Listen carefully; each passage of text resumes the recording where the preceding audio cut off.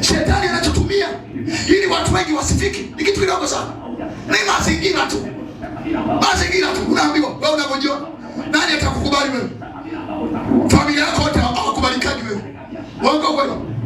Wewe unajiona utakuwa mkubwa, nani afanye mkubwa? Nani? Bwana asifiwe. Unatazamishwa majira. Hii 2026 uko hivi. Hivi 28 utakuwaje? Kwani utakuwa umechoka zaidi? Kuna mtu unaongea naye. Bwana Yesu asifiwe. Wewe kujiona kuna wakati unawaza kama wewe ni mzee sana. Wakati kumbe una miaka 29.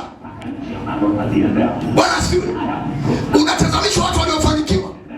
Unasema, yani mimi na huyu kama umri wetu mmoja. Bwana akifanikiwa sana. Hivi mimi sinazeeka. Huo uzee unaosema ni mzee, kakupa nani? Nani kakupa? Ngoja nikwambie kitu. Kuna watu walifanikiwa na miaka 50. Walipofanikiwa na miaka 50, kutoka kwenye miaka 50 wakaanza kuwa vijana. Uongo kweli? Wewe una miaka 30. Mawazo yako yote ya kizee. Mawazo yako yote ya umama wa nyumbani. Mawazo yako yote kwamba huwezi kufanikiwa. Umechafunga. Yaani kama ni mgonjwa, amekata nini? Kakata kauli. Una miaka mingapi? Unajua kuna madada wengine ukutana nao, pastor, unaweza ukacheka. Unakutana na mdada anakuambia hivi, yani dada, yani baba mchungaji, unavyoniona mpaka nimekata nini? Tamaa, umekata tamaa. Una shida gani? Yani baba mpaka leo sijaolewa. Una miaka mingapi? Eti 32. Unacheka kwenye nimewahi kusimamia harusi mimi unaniona. Mwaka 2008 ya mama anaolewa ana miaka 57. Halo? Hata mzee ana mzee mwenzie bado hajaoa.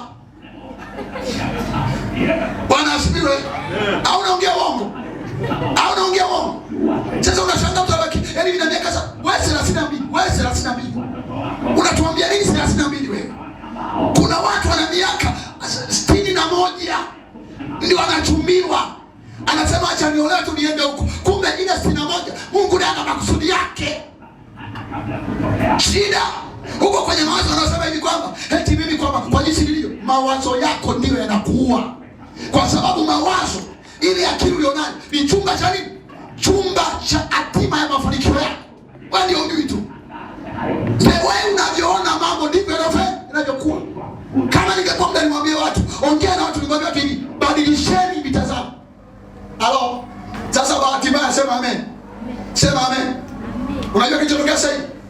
Kilichotokea sasa hivi, wale wanaojiita ni wataalamu wa afya ya akili. Sasa wataalamu wa afya ya akili. Wale wataalamu wa afya wa akili, wengi wao na wao hawana akili. Sikiliza mimi nakwambia, neno gumu sana. Unakuja yuko kwenye mahali anazungumza kama nani? Kama mtaalamu wa afya nini? Lakini ukimtazama na yeye mwenyewe mtaalamu wa afya ya akili, hana nini? Bwana basi, unajua kwa sababu gani? Anachokiongea hakina uhalisia kwenye maisha yake. Ukimuuliza unategemea nini? Anakwambia nataka nizungumze mada gani? Ya afya ya akili. Akimaliza kuongea pale pale, ukimfuatilia nyuma alichokuwa anakiongea na yeye ana afya nini? Kuna mtu anasema naye Bwana basi